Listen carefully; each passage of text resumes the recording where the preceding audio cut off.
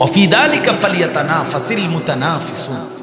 আল্লাহ বলছে আমার বান্দা যদি প্রতিযোগিতাই করতে হয়, জান্নাতের প্রতিযোগিতা করো, আখিরাতের প্রতিযোগিতা করো।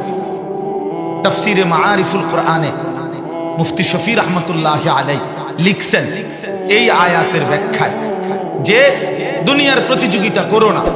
কেন? তিনি বড় সুন্দর কথা লিখছেন যে হে আল্লাহর বান্দা, দুনিয়ার প্রতিযোগিতা কইরো না, মানে দুনিয়া বাড়ানোর। কেন? যে কারণ দুনিয়ার প্রতিযোগিতায় যদি তুমি জিতেও যাও তাইলেও মরে যাবা, যদি হাইরাও যাও তাইলেও মরে যাও। তো লাভ হইল কি? লাভ হইল কি? বুঝেন নাই কথা? 60 বছর লাগাইয়া আমি একেবারে সারা পৃথিবীর শ্রেষ্ঠ ধনী হইলাম, তো আমার তো মরার কথা না, কারণ আমি তো শ্রেষ্ঠ ধনী। কিন্তু সে মরবে কিনা বলেন না, মরবে কিনা? এইটাই বলছেন আর কি, যে দুনিয়া যদি জিতেও যাও তাইলেও মরে যাবা, যদি হেরেও যাও তাইলেও মরে যাবে, তাইলেও মরে যাবে। ওই ছেলে, এই বাংলা কথা কি বোঝেন নাই? আপনাকে বলছি মিয়া, মোবাইল আলকে দিলেন কেন? নামান, এটা পছন্দ না হলে চলে যান আপনি। যার কথাটা পছন্দ হয় নাই আমি বলছি হাতে ধরে মোবাইলটা নামান, বলছি কিনা বলেন? যার ভাল লাগছে না আমার এই কথা, আপনি চলে যান, অসুবিধা কি? 2-4 জন শ্রোতা না হলে কি সমস্যা? কিন্তু গাফলত ক্ষতিকর, আপনি শুনেন মনোযোগ দিয়ে। মোবাইলটার মধ্যে যদি 10,000 ওয়াজও থাকে, যে সব সুন্দর আলোচনা, ছবি পরিষ্কার, আওয়াজ ক্লিয়ার, তো কবরে এটা জমা দিলেই তো যথেষ্ট, হাসরের ময়দানে এটা জমা দিলেই যথেষ্ট। বাংলাদেশের 100 বক্তার সাথে আমার একটা ছবি আছে মোবাইলে, তো এটা হাসরের ময়দানে জমা দিলেই চলবে তো? তাইলে মনোযোগ দিয়ে শুনে, এমনি ভালো জিন্দেগি দরকার বাপ। খামখেয়ালি জীবন অনেক দূর চলে গেছে। রাগ হইয়েন না, আমি রাগ করার জন্য, আমি শক্ত কথার জন্য বলি। কোরআনুল কারীমের মধ্যে আছে মানুষ জাহান্নামী হওয়ার 1 নাম্বার কারণ কি? গাফলত। কি বলেন? 1 নাম্বার খামখেয়ালি, অবহেলা। কোরআন শরীফে আছে আল্লাহ তাআলা বলছে যত লোককে আমি আল্লাহ জাহান্নামে ফেলবো, মানে যত লোক জাহান্নামী হবে সমস্ত লোকের পরিচয় একত্রে, উলাইকা হুমুল গাফিলুন। সরাসরি কোরআন শরীফ আল্লাহ বলেন এরা কেন জাহান্নামী হলো?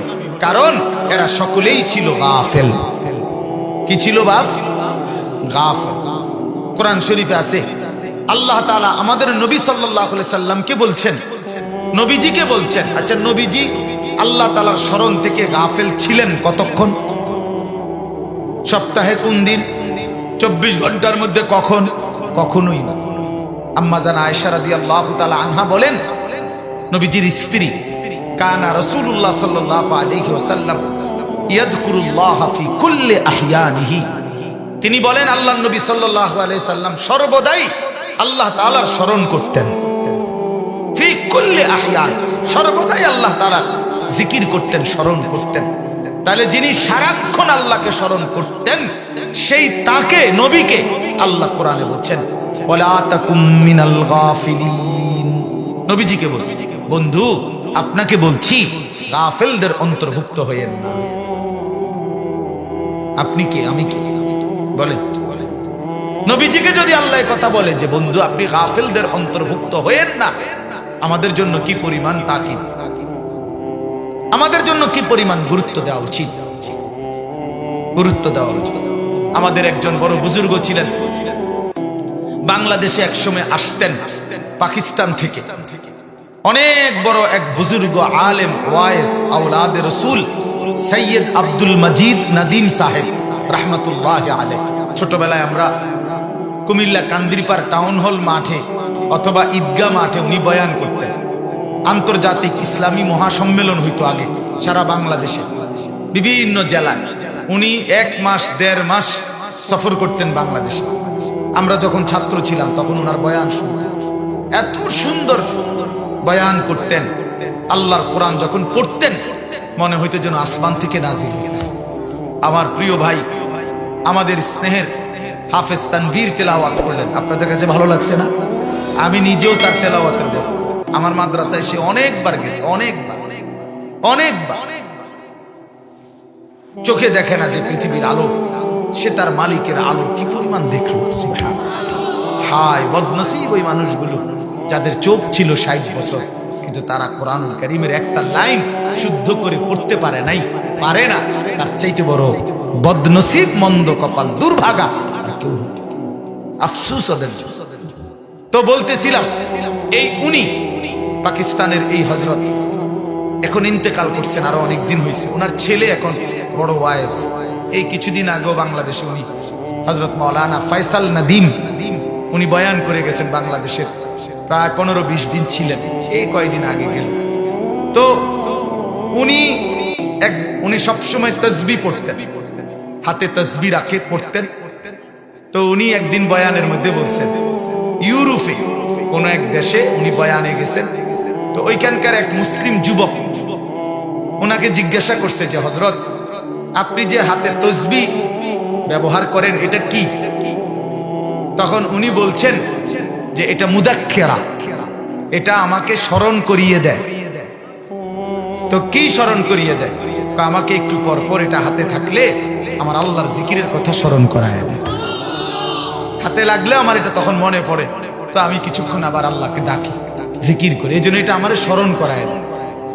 তখন ওই যুবক, কথাটা খেয়াল করে, ওই যুবক তখন ওনাকে বলছে, আচ্ছা হযরত, নবী সাল্লাল্লাহু আলাইহি ওয়াসাল্লাম তিনি এই তসবিহ মানে এই দানাওয়ালা এগুলো এটা ব্যবহার করতেন, এটা ব্যবহার করতেন। উনি বলেন যে সে আমার কাছে এটাই জানতে চাচ্ছিল যে নবীজি এটা ব্যবহার করছেন কিনা, আপনি যে ব্যবহার করেন। তখন উনি বলেন, আমি তাকে বললাম, হ্যাঁ যুবক, তোমার প্রশ্ন তো ঠিক আছে, নবীজি এটা ব্যবহার করতেন কিনা, কিন্তু আগে তুমি কি এটা জানো যে নবী সাল্লাল্লাহু আলাইহি সাল্লাম আল্লাহকে ভুলতেন কিনা? বুঝেন নাই কথা? নবী সাল্লাল্লাহু আলাইহি সাল্লাম আল্লাহকে ভুলতেন কিনা? তিনি তো আল্লাহকে কখনোই ভুলতেন না। তা আমি তো প্রথমেই বলছি, এইটা তো ওই ব্যক্তির জন্য যে ভুলে যায় তার মাওলাকে, এটা মনে করায় দেয়। আল্লাহর নবী এটা কেন ব্যবহার করবেন? তিনি তো 24 ঘন্টাই আল্লাহকে স্মরণ করতেন। ওনারে আবার মনে করাই দিবে কি? ও দরকার কি?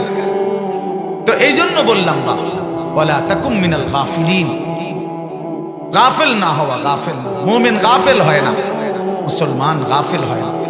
মুসলমান গাফেল হয় না, এক ধ্যানে থাকে, এক ফিকিরে থাকে, আখিরাতের গন্তব্যের দিকে তাকিয়ে থাকে। আল্লাহর নবী সাল্লাল্লাহু আলাইহি ওয়াসাল্লাম হাদিসের মধ্যে আছে, সাহাবায়ে কেরাম নবীজির চেহারার স্বাভাবিক অবস্থার বর্ণনা দিতেন, যে নবীজির চেহারা মুবারকের দিকে তাকাইলে স্বাভাবিকভাবে কি মনে হইত, কি মনে হইত? তো সাহাবীরা বলতেন, নবীজি সাল্লাল্লাহু আলাইহি সাল্লামের চেহারা মুবারকের দিকে তাকাইলে 24 ঘন্টা মনে হতো মুতাওয়াসিলাল আহজান দাইমাল ফিকর, তিনি সর্বদাই চিন্তা করতেছেন এবং কোনো না কোনো ফিকির করছেন, কোনো না কোনো, আর কাকে বলা যায়, আর কিভাবে বলা যায়, আর কেমনে বলা যায়, আর কার কাছে যাওয়া যায়, কেমনে আল্লাহর দ্বীনের কথা বলা যায়, কিভাবে এক এক আমাদের বিশ্ব ইস্তেমার দ্বিতীয় দিনের বাদ বা গ্রিব বয়ানে হযরত মাওলানা আহমদ লাট সাহেব দামাত বারাকাতুহুম, জগৎ বিখ্যাত এই মহা বুজুর্গ, মহান মনীষী, উনি ওনার বয়ানের মধ্যে বলতেছিলেন, আমি ময়দানে বসেই শুনতেছিলাম, হযরত বলছেন রাসূলুল্লাহ সাল্লাল্লাহু আলাইহি সাল্লামের 24 ঘন্টা ফিকির ছিল এক এক আল্লাহর বান্দা কিভাবে জাহান্নাম থেকে বাঁচবে। সাহাবায়ে কেরামের মৃত্যু পর্যন্ত ফিকির ছিল যে আল্লাহ পাকের এক এক বান্দা কেমনে জাহান্নাম থেকে বাঁচবে, জাহান্নাম থেকে বাঁচবে, জাহান্নাম থেকে বাঁচবে। তো নবী সাল্লাল্লাহু আলাইহি সাল্লামের চেহারা মুবারকের দিকে তাকাইলে এটা মনে হতো যে তিনি ফিকির করতেছেন, ফিকির করতেছেন, দুয়ারে দুয়ারে হাঁটতেন, দাঁড়ে দাঁড়ে, কখনো বাজারে, কখনো হাটে, কখনো মাঠে, কখনো একজনের কাছে, কখনো 10 জনের কাছে, কখনো রাতে, কখনো দিনে, কখনো উপরে, কখনো নিচে, কবি আরশ पर कभी फरश पर कभी उनके दर कभी दर बदर गमे आशिकी तेरा शुक्रिया मैं कहां कहां से गुजर गया। কই থেকে কই ছুটতেন, দুয়ার থেকে দুয়ারে ছুটতেন। আল্লাহর নবী সাল্লাল্লাহু আলাইহি সাল্লাম এক ফিকিরে থাকতেন যে এক এক আল্লাহর বান্দা জাহান্নাম থেকে বাঁচবে। হাদিসের মধ্যে আছে, আল্লাহর নবী সাল্লাল্লাহু আলাইহি সাল্লাম বলতেন, উম্মত আমার, আমি তোমাদের জন্য আমার পেরেশানিটা কেমন ওয়া আনা আখিযুন বিহুজাজিকুম।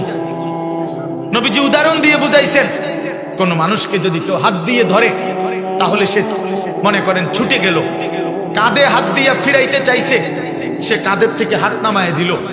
কিন্তু কেউ যদি কাউকে সর্বোচ্চ মহব্বত করে তারে ফিরাইবার জন্য, বাঁচাইবার জন্য কোমরে জড়াইয়া ধরে, কোমর মানে কোমরের মধ্যে যদি আমজা দিয়া শক্ত করে ধরে, এই লোকটা ছুটবে কেমনে?